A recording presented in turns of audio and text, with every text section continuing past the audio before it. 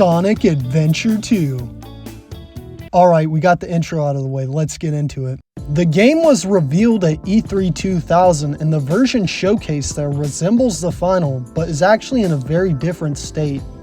The biggest thing you'll notice is that Tails, Shadow, and Rouge aren't playable in this version, as they originally weren't meant to be. Obviously, fans were extremely upset that Tails, who had been a series staple up to this point, wasn't playable. Sonic Team took this to heart, hence why he's playable in the final game, but is just a clone of Dr. Eggman. Also, having a character with as cool of a design as Shadow not be playable would be a pretty dumb move on Sonic Team's part. But it's strange that no new characters were playable in this version. Yeah, this is Eggman's first and actually only playable appearance in a mainline Sonic game, but it's not his first playable appearance ever, and obviously not his first appearance. But Sonic Team genuinely wasn't going to include the other three characters, but when fan demand got really high, they rushed them out and made them clones of pre-existing characters. I theorized that Rouge probably had nothing to do with Knuckles in the original game, so they needed to change her story to justify her gameplay style. The trailer still emphasizes the light versus dark theme, which is weird because there's two hero characters and one villain playable. Maybe Knuckles was intended to be an in-between, but that's weird since he isn't depicted to be anything but a hero in the final game and hadn't been a real anti-hero since Sonic Triple Trouble. Anyways, another thing noticeable in the trailer is that Sonic isn't wearing his soap shoes yet, like some of the demos we have of the game, and they're modeled differently than they are in those. His running animation is also a little different. Let's get to the levels. The only footage of City Escape is the truck part, which has a different layout, the area has different textures, the truck is modeled differently, and the skybox looks unfinished. Green Forest doesn't look different other than different layouts. The most interesting change, however, is Skyrail.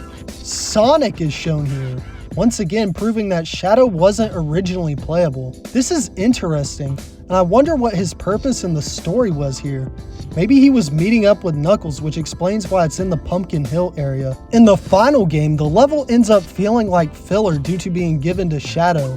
Cool filler, but filler nonetheless, as all you do is chase Tails, which doesn't have much bearing on what happens next, but you can leave a comment explaining why it's more important if I'm missing something, which I think I am. The fog is also missing from this level. Strangely enough though, Knuckles and Eggman's levels don't have anything that interesting about them. This prototype is interesting because of how different it is compared to the final, and it's probably still floating around somewhere as it's clearly an actual prototype on Dreamcast hardware being used in the trailer, unlike Sonic Adventure for the Saturn, which could just be mock-ups. This is probably the holy grail of 3D Sonic lost media because it's a completely different version of the game that actually existed, and that's what makes it so interesting. I really wonder what the original story was since the other three characters weren't playable yet. What would Tails be doing? Would Shadow have actually been the main villain? What would Rouge be like without her connection to Knuckles? The prototype may not have the answers, but if they had this much of the game worked on at this point, there's bound to be an early script somewhere that's yet to be released. I'm pretty sure these characters' inclusions in the final game are what caused the story to feel rushed and be filled with plot holes because they had to find a way to work them in. But besides that, I want to know how the game was structured as well. Were the three playable characters going to have separate campaigns?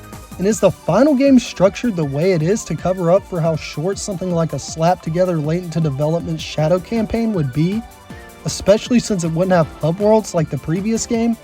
Maybe. So how could we find this thing? I don't know. This one is probably in the hands of Sega themselves, or a Sonic Team employee. Games journalists likely never had it because it was only used for the trailer. Given that this is a disc-based game, I think we might be more screwed with this one than we are with the Sonic 1 Tokyo Toy Show demo. On top of that, it's hard to find out who to contact and how to contact someone who may potentially have a disc or hard drive of it. And if it's in the hands of Sega themselves, they're obviously not going to release it, but I don't think we should give up hope. The reason I made these videos was to stir up more interest in order to increase our chances of receiving these prototypes, rather than actually trying to get anyone to conduct a search. If we can't find the prototype, maybe we can find an early script at least. Maybe Shiro Maekawa, who wrote the game, has one, and that could give us a lot of development info on the game. Anyways, thanks to the cutting room floor, this YouTube upload of the E3 2000 trailer itself that I'll link to in the description, and thank you for watching. Now, can you go feel some sunshine?